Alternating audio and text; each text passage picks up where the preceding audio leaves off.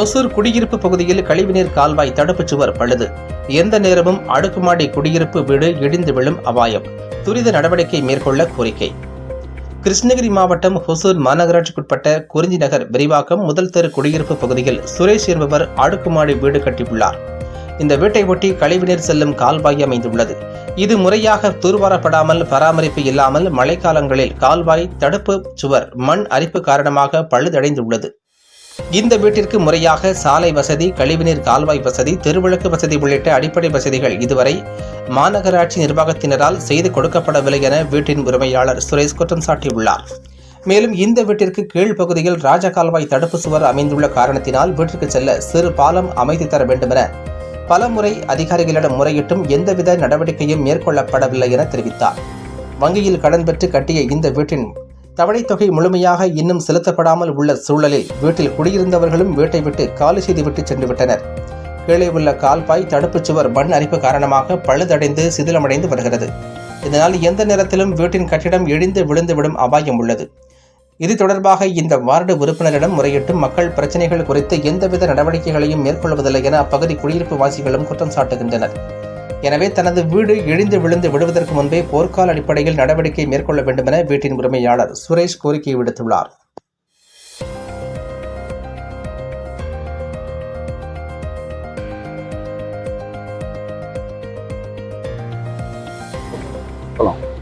என் பேர் சித்ரா.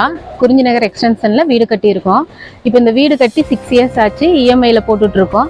இப்போ இந்த 2 இயர்ஸா இந்த ராஜகால்வா பெருசு பண்ணணும்னு சொல்லி நாங்களும் கம்ப்ளைண்ட் பண்ணிட்டு தான் இருந்தோம். தண்ணி நிறைய, மழை தண்ணி நிறைய போகையில இந்த ராஜகால்வாவோட அந்த சைடு பேஸ் டேமேஜ் ஆகி இப்போ வீடே கவல்ற நிலையில இருக்குது.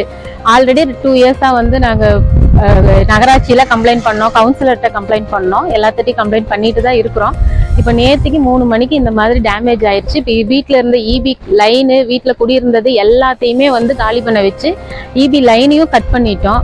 ஏன்னா மேற்கொண்டு ஏதாவது விபரீதம் ஆகக்கூடாது அப்படிங்கிறதுக்காக பண்ணியிருக்கிறோம்.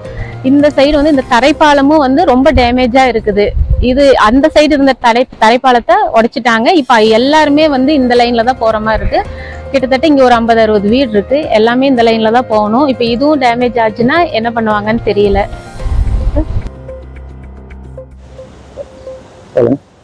சார், என் பேர் சுரேஷ். ஒசூர் குறிஞ்சி நகர் எக்ஸ்டென்ஷன் பேஸ் 1லேருந்து பேசுகிறேன். இப்போ நிறைய வாட்டி அரசாங்க அதிகாரிகிட்டையும் மேலதிகாரிகிட்டையும் முறையிட்டு இருக்கோம். பாருங்க, இந்த பாலம் இப்படி இருக்கு, இது வர வர வர ரொம்ப டேஞ்சர் ஆகுது, ரொம்ப ப்ராப்ளம் ஆகுது, வீடுங்களுக்கும் கிடையாது. இங்கேருந்து அரிச்சு பாருங்க, இப்போ அங்கே வரையும் வந்துருச்சு. வீடே இப்போ டேமேஜ் ஆச்சு. கிட்டத்தட்ட 45 லட்சம் ரூபாய் கட்டின வீடு. இன்னும் அதோட இஎம்ஐ கூட முடியல. 5 வருஷம் தான் ஆச்சு அது கட்டி. இங்க இருந்த டிச்சி பாருங்க, அரிச்சு இவ்வளவு தூரம் வந்துருச்சு. நாங்கள் பல முறை அதிகாரிகிட்ட முறையிட்டோம், பிரச்சனைகள்லாம் சொன்னோம், செஞ்சோம். ஆனா இது வரைக்கும் எந்த தீர்வும் இல்லை. பாருங்க, இன்னைக்கு இந்த அதிகாரி குறைவுனால இப்ப எங்களோட பிரச்சனை தான் பாருங்க பாதிக்கப்பட்டிருக்கோம். நாங்க இப்போ எங்க வீட்டுல இருந்தவங்க எல்லாம் இப்ப காலி பண்ணி இப்ப எங்க போறோம்னு தெரியல. இது நல்ல வேலை. ஒரே ஒரு நல்ல விஷயம் என்ன நடந்தா, பகல்ல நடந்ததுனால பரவாயில்ல. இதே ராத்திரியில் நடந்தா பெரிய ஒரு உயிர் சேதமே ஆயிருக்கும். இதனால தயவு செய்து நீங்க இது ஒரு பெரிய ஒரு கோரிக்கை எடுத்து இது கிளியர் பண்ணீங்கன்னா ரொம்ப நல்லா இருக்கும்னு கேட்டுக்கிறேன். இந்த மாதிரி கவுன்சிலர்கிட்டையும் சொன்னோம், நிறைய வாட்டி சொன்னோம். லைட் இல்லை, இந்த மாதிரி ப்ராப்ளம் இருக்கு, குப்பைகள்லாம் பக்கத்துல இருக்கவங்கலாம் கொட்டுறாங்க, எல்லாம் கொஞ்சம் பாருங்கன்னு சொன்னா அவங்க எல்லாம் சரின்னு சொல்றாங்க. ஆனா எந்த ஒரு நடவடிக்கை எடுக்கல. பாருங்க, இப்ப இழப்பு எனக்கு தான் நடந்திருக்கு. இவ்வளவு பெரிய இழப்பு நீங்களே பாத்துக்கோங்க. அது ஏதோ பார்த்து நல்லா செய்யுங்க. உங்க பேரு? என் பேர் சுரேஷ்.